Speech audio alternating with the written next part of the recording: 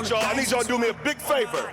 Got a brother up here to me, he's like a son.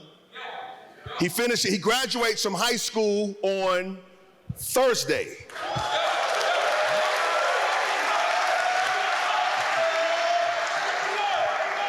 Jalen, tell him where you're gonna be next week. I'll be attending Vanderbilt University. Yeah. I'll be playing football and studying film and cinema. Today, I'm privileged to introduce our next speaker. He's originated from here, Santa Clara, California. He went to school down the street as a UCLA Bruin.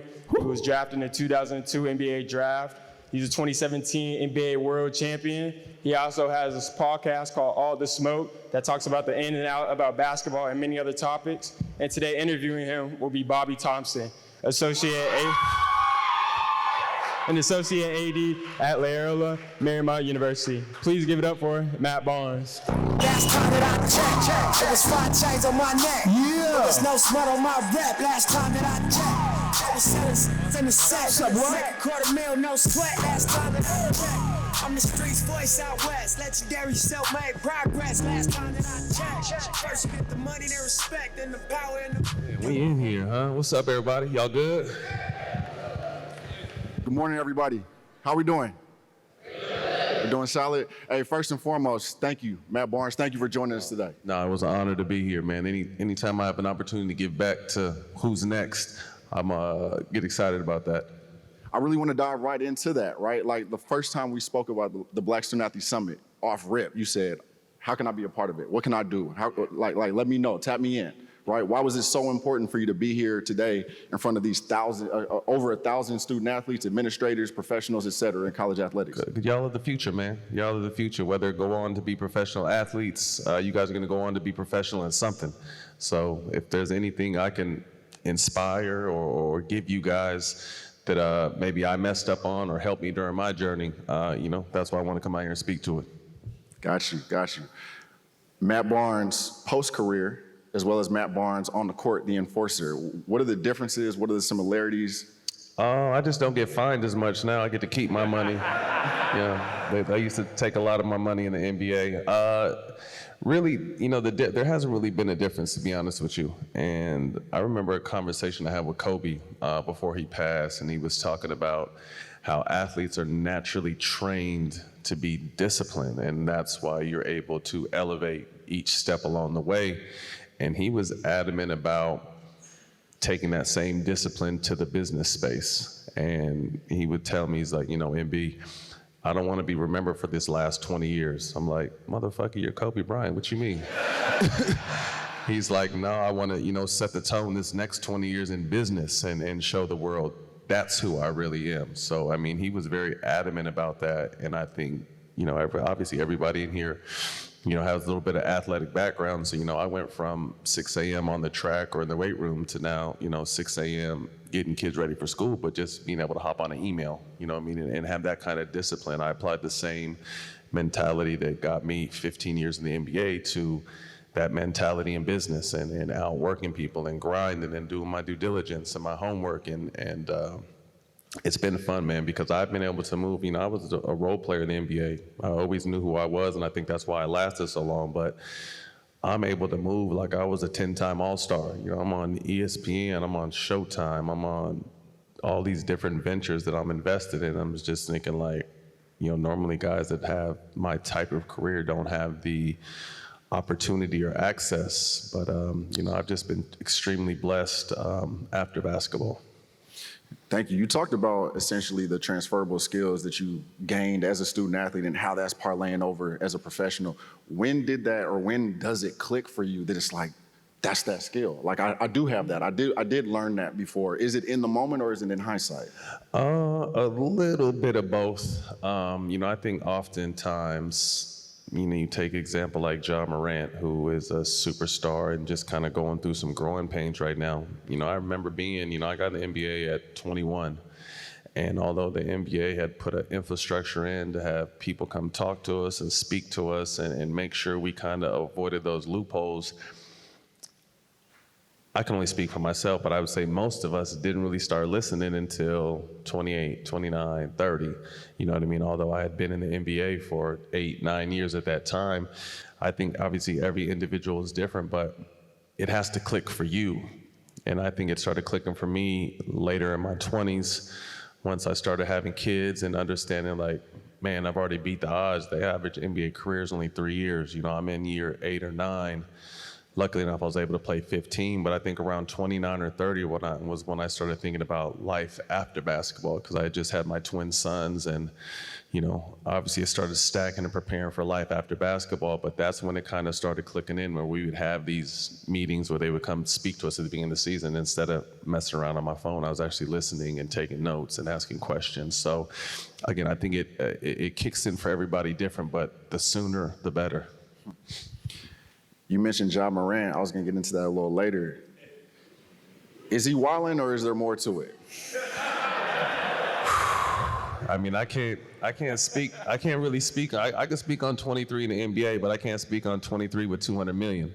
You know what I mean? That's a whole nother stratosphere. And I just think it's also too, obviously me having 14-year-old twin boys, and you guys are kind of a part of that same generation. I'm 43, so I didn't, you know, social media wasn't the world for me as I was coming up, and you know, if I had social media when I was at UCLA or early in my career, I probably wouldn't be sitting here right now, to be honest with you. So I just think it's an addiction, and it could be good and bad, but I just think their whole issue is like, they keep telling on themselves. It's not like someone else has caught them slipping.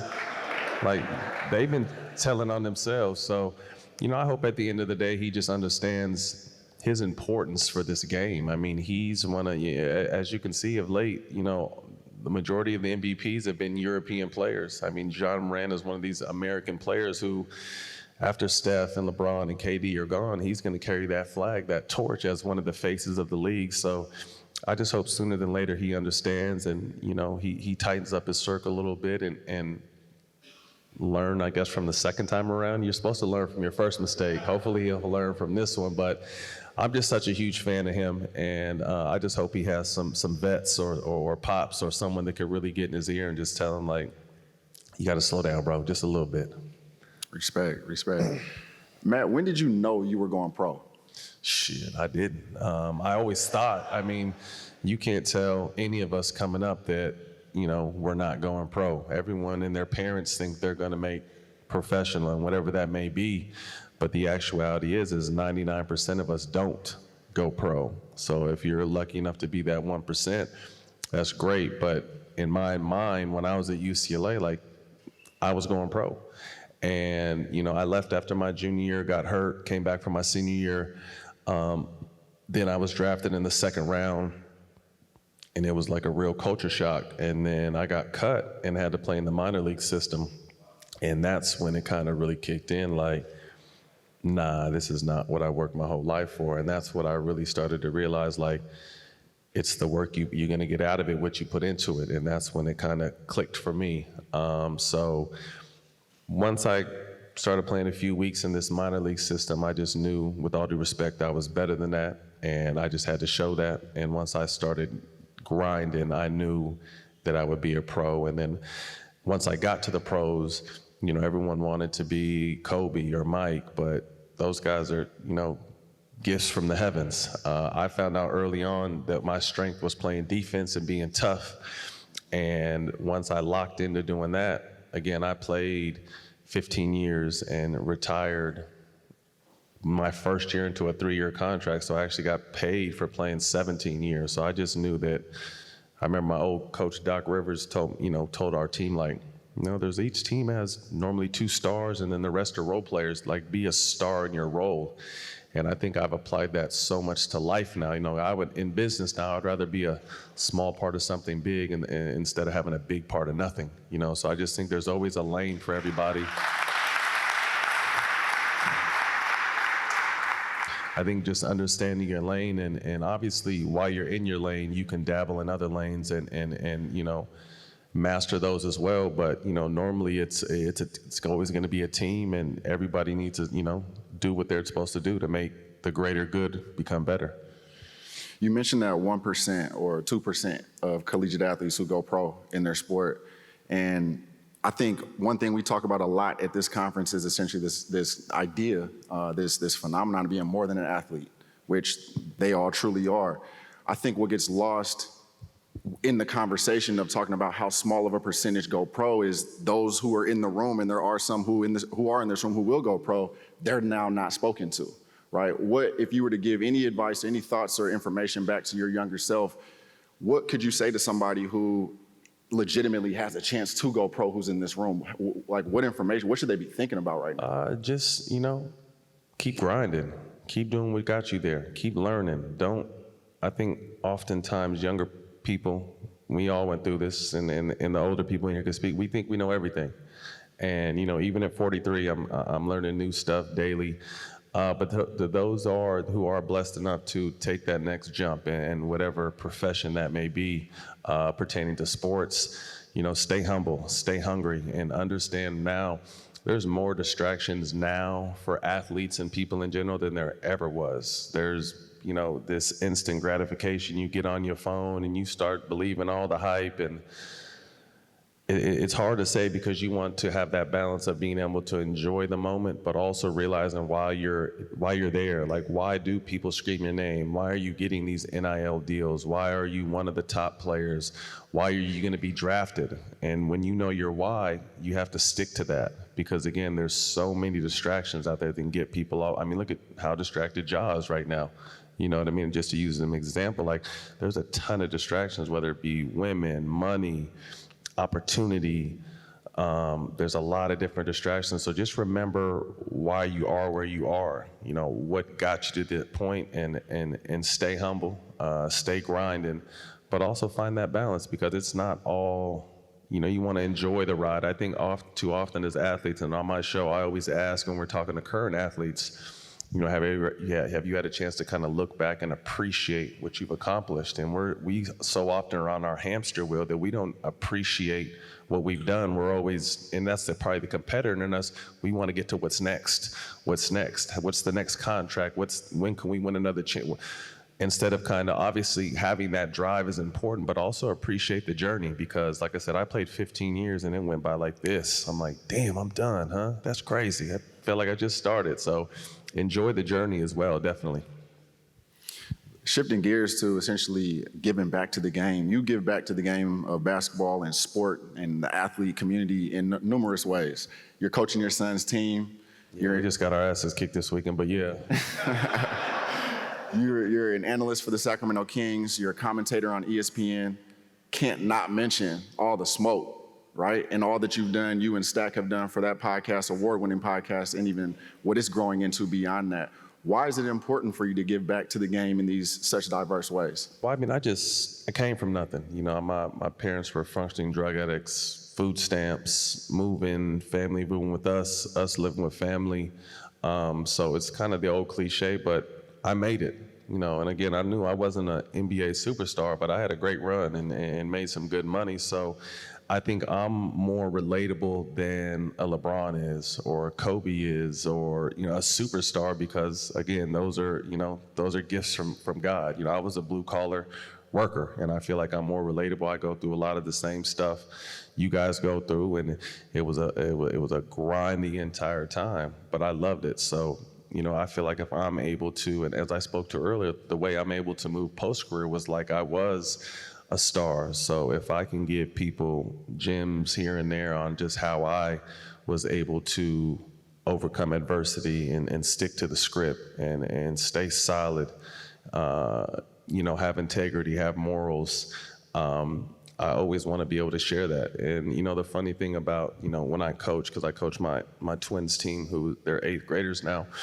I'm so busy, I don't have time to teach them the skill of the game and all this fucking dribbling. I didn't do all this dribbling in my game anyway.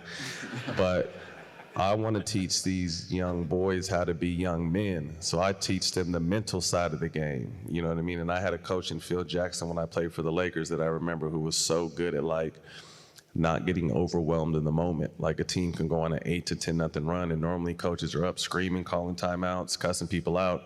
Phil used to just sit there and let us figure it out. Like, okay, you guys are pros. You guys should be able to figure, like, you know, what set do we need to get into? Who do we need to get the ball to? That kind of stuff. So I really enjoy teaching the mental side of the game to these young kids, understanding, you know, reading the situation, understanding what needs to happen, and not only teaching them to be better players, but overall become better men, because I really feel like there's so many principles from sports that you can literally apply to life and be just as successful in life as you are in sports. That's right. Another way that you give back to the game is essentially through your long-standing advocacy of promoting athletes being able to consume various forms of marijuana, right? Oh, yes, sir. CBD, et cetera. And so over the last few years, the NBA stopped drug testing for marijuana, for different aspects of it.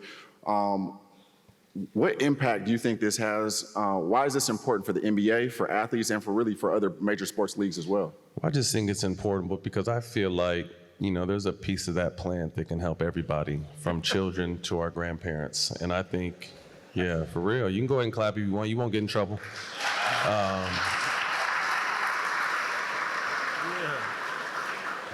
You know, it becomes such a business when you get to at least the college level, and then if you're lucky enough to make the pros, and they need you to be healthy. So they're willing to pump you full of Toradol and give you any kind of pill they can imagine to get you back healthy and back on that field, court, track, whatever it may be.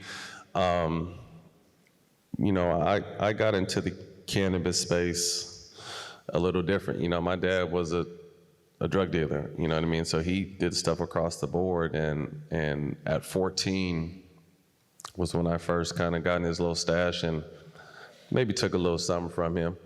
And the first time I tried it, it gave me a terrible headache, and I'm just like, damn, I don't know if I like this, but I wasn't a quitter, so I wanted to give that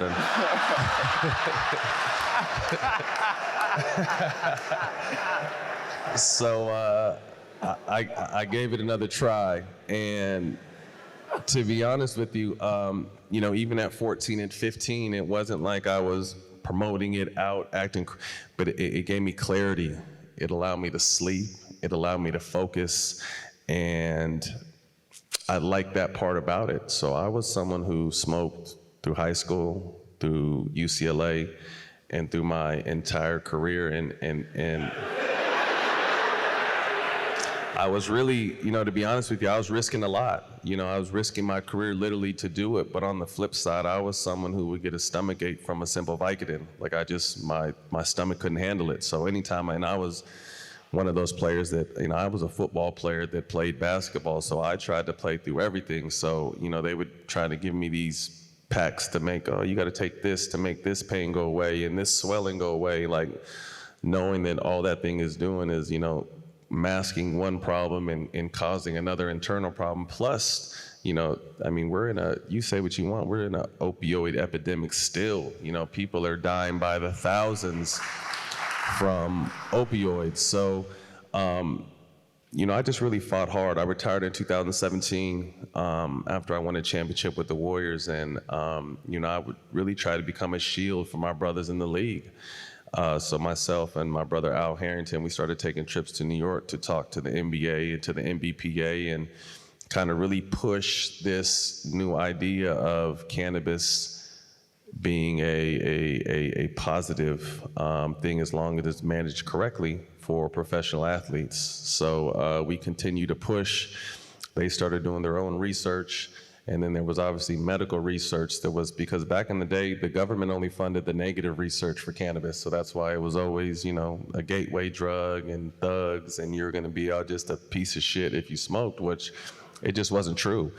And if people knew before it kind of became, you know, they stopped testing in the bubble. So that was 2020. But if they knew how many of their favorite players or the best players in the world would medicate before or after games, they'd be like, oh shit, you know what I mean? Like some of the best players to ever play this game. I'll just leave it at that. Some of the best players to not only play this game, play in the NFL, play in the Major League, they medicated, you know what I mean? So I think, you know, I really obviously applaud these leagues, because I always think, obviously, forward thinking is what the future is all about. And they stopped going by the old, you know, the old stereotypes that were set back in the 60s and 70s and really actually started doing their research. And again, like I said at the beginning, to understand that there's a piece of this plant that can not only help our children, but help our grandparents as well, and everybody in between. Appreciate that. Thank you for being candid on it. And name, image, and likeness has taken the world college athletics by storm the last 2 years. What's that? Name, image, and likeness. Oh yeah, NIL. Man, I wish I could have got a little piece of that. What would you share with student athletes in this audience who are interested in monetizing on their name, image, and likeness from your perspective? I mean, it's big, and now more than ever, you're being watched for everything. You know what I mean? Every step of the way, you're being watched. Maybe not in this room, but a lot of you guys are telling on yourself every time you go on social media, talking about, look at what we're doing, look at this, look at that. But I think a lot of responsibility also comes with that. So I would love to see some kind of, I don't know if they have it, because like I said, I'm not in college, but some kind of education has to come from these kids getting all this money. Because I know I got in the league at 21, and I remember from like 21 to 25 or 26 every summer, my bank account was on red light. That shit was on E, you know what I mean? And I'm in my mid-20s, you know, that's no joke. You know, my first 4 or 5 years, every summer I was broke until I really started getting a financial plan and kind of having an understanding of, you know, the way this money works, because trust me, it always goes out a lot faster than it comes in. And when we first touch money, the first thing we want to do is take care of one who took care of us. You know what I mean? And that alone could have you have your bank account on E. So I just think there's a lot of responsibility now with, you know, some of these 17 and 18-year-olds. You know, I remember we used to get a couple $1,000s and you couldn't tell me shit in Westwood, but I couldn't imagine getting, you know, $500,000 or $100,000 at a young age with no real guidance. And most of the time our parents don't come from these kind of backgrounds either, so they can't really help us either. So, you know, the one thing I would just say is try to be smart. I think now financial literacy is something that's talked about a lot more. So I feel like this next group of athletes are going to be a lot smarter with their money, because I don't know what the percentages are, but I know a ton of, you know, back in my time, a ton of guys went broke and are going broke. But back when I first came to the league, we never talked about 401ks and investments and opportunities that are normal conversation these days. And these conversations now are starting in college. Like I said, I didn't even have them while I was in the league, but now in college, again, being financial literate, or, you know, having that financial understanding is super important, because there is so much money to be had these days. You know, being an athlete now is great. So, you know, so you look at Angel Reese, the girl at LSU, she's making more money at LSU than the WNBA. You know what I mean? So why not just stay in college and keep stacking up this money, and then, you know, you're going to take a pay cut when you go to the league, which is crazy for her. You know what I mean? So you need to have some kind of education behind this, because again, we all think, man, if I got this, I would do that with it. But that, first of all, especially if you're in California, they're going to take half for taxes. And then after that, you want to take care of your mom and dad and family, and then you want to take everyone to dinner and on vacations, and all that shit is cool, but you just have to have a plan. Just make sure you get with someone that you can really trust. And that's another thing too, because some of these advisors are snakes. My former advisor right now just got indicted, and I'm running an audit through my money because he got in trouble for stealing millions from athletes, and he was my advisor at one point in my career. So I'm going through an audit right now, making sure he didn't take nothing from me, but just making sure you have someone that you can learn from and trust and continue to learn, and it's your money. So don't just trust it to someone else, and trust that they're gonna do the right thing. Call them on their shit. I need monthly, I need bi-weekly, whatever it may be, because again, that's your money. And when it's gone, it's gone. So you don't ever wanna be in a position where that money is gone. But overall, I mean, I think NIL is great. I still think the NCAA ain't shit, because the NCAA is not giving you guys that money. It's outside resources. So the NCAA is still just making money off you guys and not really giving money back, which is crazy. But yeah, just like I said, just get in the one of the hardest things you guys are gonna have to learn how to do is say no. And saying no to friends sometimes is hard, but the hardest thing in the world is telling your family no. Telling your family no is something really, really tough, but it's something you're gonna have to learn how to do. We have college athletic administrators, coaches, adjacent professionals in the audience as well. Thinking back on your time as a student athlete at UCLA right down the road, like what advice would you have for us administrators, us professionals in the room as we seek to support, serve, and learn from our Black student athletes? I think as we get older and getting lucky being having teenage boys, I'm able to adapt, but I just think we have to adapt our ways. You know what I mean? Obviously, you know, the stuff we grew up on and our parents grew up on, you know, with principles and morals and all that stuff is good, but you have to adapt that to what's like in 2022 or 2023, you know what I mean? So be flexible, know that you can definitely learn, you know, I'm talking to the older people in here, that you can learn from these younger kids and these young men and women, because they are the future. So although we do have a vast knowledge of do's and don'ts and things we've learned along the way, but I just think learning has changed. And I think the greatest way to be able to get to people to listen to you and follow you and be able to lead is going down to their level and bringing them up. I feel too often, I think as older people, we try to speak down to this younger generation, like, this is the way we did it, or this is how it's supposed to be, and things are always evolving, things are always changing. So I think, you know, the greatest piece of advice I would give is, if you want to bring young people with you, is go down to their level, learn them, understand them, pick their brains, and then bring them up with you, instead of thinking you can talk up on this perch and talk down to them and think they're gonna understand and respect and learn from you. That's game right there. Can we give it up for that?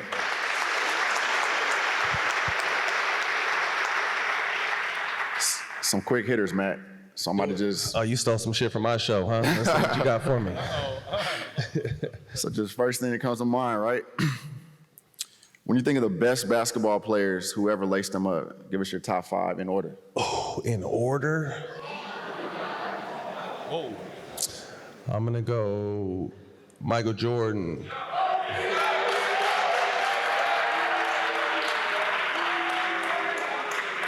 Kobe. Don't do that. And then I'm gonna go Kobe Bryant. Thank you. Yes, sir. Thank you. Then I'm gonna go LeBron James. Yeah. Then I'm gonna go Magic Johnson. Hey. And number 5, it's a tie between Shaq and Hakeem Olajuwon. That's a good list. That's fire. That's a squad right there. Appreciate you. I know you said you're 40-something years old. Let's date you real quick. 43, yeah, man, I just turned 43. You're getting into the zone. Who were you coming out to? What was slapping in your earphones back then? Oh man, I'm Tupac to the death.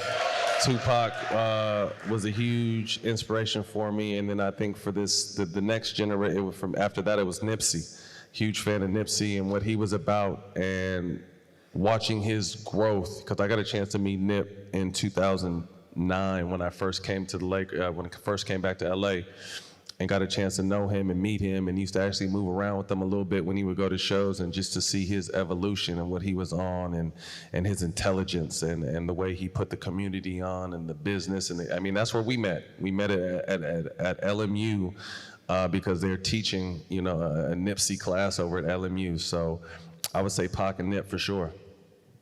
You mentioned financial wellness earlier. What's one money management hack that you feel like you could share with this audience right now?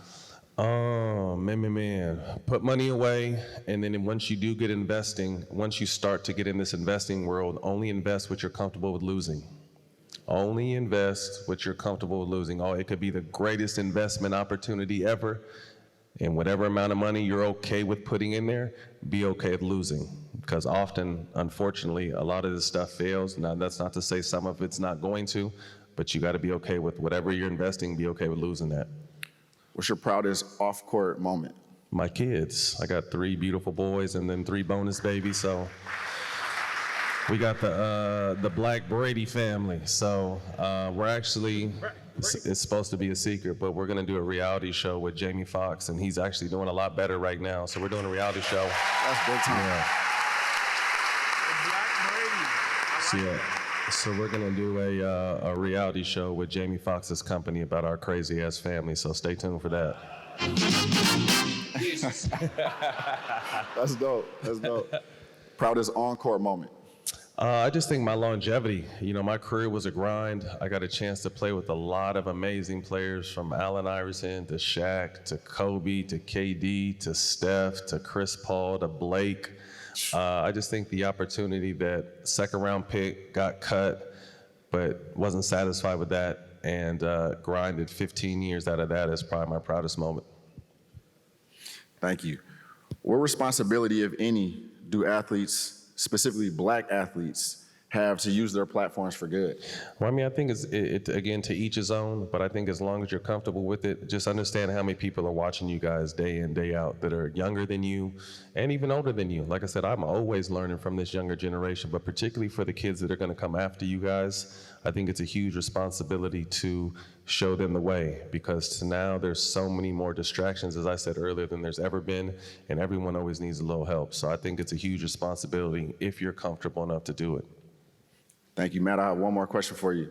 As you think about what we've been able to talk about today, what you've learned about the Black Student Athlete Summit, hopefully some people you may be able to connect with and meet in just a moment. When you think about the impact of this, who is somebody who you feel like should be on this stage next year? And before you answer, You gotta help us get them. I'm going with this. I know. Man, that's a good question. Who can be impactful? While he thinks, for those who don't know, Matt's gonna need to help us get that person for next year, so. And for those who don't know, he stole all these last questions from my show, so. Facts. Someone who would be great to speak. I don't know, I'll help you guys find an athlete that can just speak to more. I think the business side of this is so important, because you guys are making money now, and a lot of money now. So I want to continue to help arm you guys with ways to protect that money, to grow that money, and to create financial, generational wealth for you and your kids and your kids' kids. So I'm gonna help you. I can't think of a name right now because you just put me on the spot, but I'm gonna definitely help you guys find an athlete that'll help you guys continue to grow your minds when it comes to this financial responsibility, because it's a lot. And I know, like I said, most of us come from nothing, food stamps, nothing. So to be able to get a bunch of money is a shock, and I just don't want you guys to blow it. So I'll help you find an athlete. Matt, you're a leader, you're an icon, you truly impact our community. We appreciate you. This conversation was nowhere near long enough, but thank you for gracing us with your presence. No doubt. Thank you guys for having me. Machiavellian is Illuminati, all through your body. Pull up in motorcades, I got a show today.